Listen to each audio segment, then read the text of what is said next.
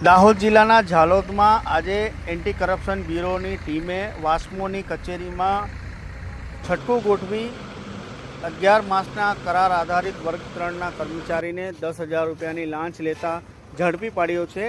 આ તસવીરમાં દેખાઈ રહેલા ધર્મેન્દ્ર ભીમાભાઈ ચૌહાણ છે, જે આસિસ્ટન્ટ સોશિયલ મેનેજર વાસ્મો કચેરી ઝાલોદમાં 11 માસના કરાર આધારિત કર્મચારી છે। તેઓએ એક જાગૃત નાગરિક પાસેથી નળ સે જળ યોજના અંતર્ગત કૂવો બનાવ્યો હતો। આ કૂવામાંથી પાણીના વિતરણ માટે વીજ કનેક્શનની જરૂર હતી। ફરિયાદી પાસેથી આ ધર્મેન્દ્ર ચૌહાણે વીજ કનેક્શન તાત્કાલિક અપાવવા માટે 10,000 રૂપિયાની લાંચની માંગણી કરી હતી। ફરિયાદીએ આ લાંચ ન આપી એસીબીનો સંપર્ક કર્યો હતો, ત્યારે લુણાવાડાની મહીસાગર એસીબીના પીઆઈ MM તેજોટ તેમજ BM પટેલ સુપરવિઝન અધિકારી પંચમહાલ એકમનાની નિગરાણીમાં આ વાસ્મો કચેરી ઝાલોદ ખાતે ટ્રેપ ગોઠવવામાં આવી હતી। આ ટ્રેપમાં આ તસવીરમાં જોવાઈ રહેલા ધર્મેન્દ્ર ચૌહાણ 10,000 રૂપિયાની લાંચ લેતા રંગે હાથ ઝડપાઈ ગયા છે।